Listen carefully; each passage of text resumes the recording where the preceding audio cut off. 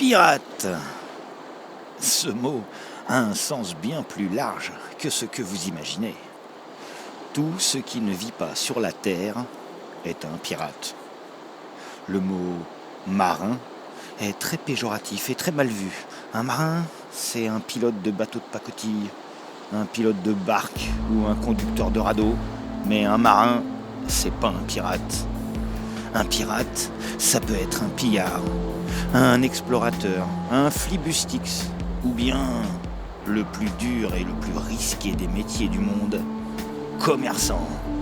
Ah, commerçant. Il y en a de moins en moins. Et le monde se meurt à petit feu sans le commerce. Voilà où on en est quand tout a commencé. Aniki, ma personnalité s'efface. Je suis dans la tête d'Aniki. Les yeux rivés sur la pleine lune, il tripote un caillou sur son sternum. Non, ce n'est pas un collier avec un cristal transparent au bout. Cette pierre est incrustée dans sa peau. Là, au milieu de sa cage thoracique, à quelques centimètres de son cœur. Tous ses frères et sœurs sont nés avec ce caillou transparent au milieu du torse. Inutile de gratter, de tirer, de racler jusqu'à en saigner, ils ont tous essayé. Ce caillou fait partie de son squelette et ne sert à rien d'autre qu'à devoir le cacher. Nos pères ne rigolaient pas là-dessus. Vous devez cacher cette pierre sous votre chemise en permanence.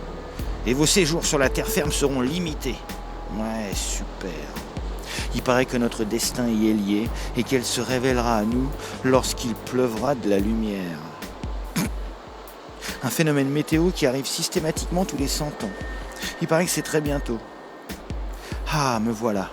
Je me souviens. Je m'appelle Yas. Pour une question pratique, je continuerai à dire Yas au lieu de je. Ça sera plus simple et plus clair.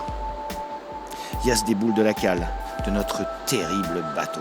Un jour, je vous parlerai de notre bateau. Il est génial et un petit peu spécial. Jamais ça m'a gratté comme ça, peste Yas en arrivant sur le pont. Alors qu'il lève les yeux vers Aniki, une étoile filante tombe du ciel avec grâce. T'as vu ça, Aniki? Faut faire un vœu. Mais crie pas comme ça, tu vas réveiller Barduc qui va monter et nous secouer les puces. Il nous a demandé de nous coucher tôt ce soir. C'est bizarre d'ailleurs, hein? Il nous demande jamais de nous coucher tôt. Barduc fait partie d'une race en train de s'éteindre. Les Minos, des hommes taureaux impressionnants. Et notre papa de substitution, depuis que nos parents ont disparu. Une deuxième étoile filante. Puis 3, 4, 5, 6. Oh, la seule fois où j'ai vu autant d'étoiles filantes, c'est quand Yol m'a lancé une poêle à frire en pleine tronche. Aniki et Yas éclatèrent de rire en faisant en même temps chut, chut, chut. Le spectacle dans le ciel était hypnotique, comme une danse de plumes de lumière qui chute dans la mer sous le regard pâle de la lune. Soudain, un cri déchire la nuit. Il provient de la cale. Puis, un deuxième cri. « Ah, mais c'est quoi ce truc ?» Yas et Aniki mettent la main sur le pommeau de leur sabre. Enfin, Yas met la main sur ses disques. Une arme étrange, dont on reparlera. Un troisième cri. Palikine débarque sur le pont avec ses petits cheveux roses. Elle a la main sur le torse, cachant sa pierre.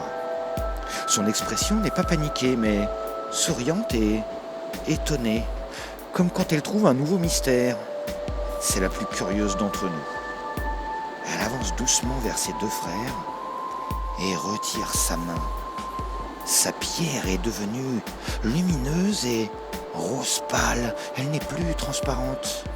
Et elle envoie du pâté en termes de lumière, une vraie torche rose. Tous les frères et sœurs débarquent sur le pont.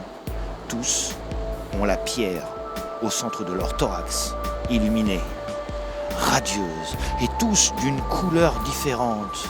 « Oh, les gars, les filles, pareil, j'avais dit... » Barduc débarque avec ses 300 kilos. Un anneau dans le nez, 2 dans l'oreille droite, 3 dans l'oreille gauche, d'autres anneaux accrochés à sa tenue, le Seigneur des Anneaux, je te jure.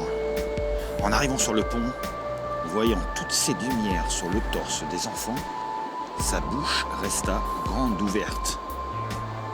Si je m'attendais à ça, on m'avait préparé, mais là, je suis sur les miches.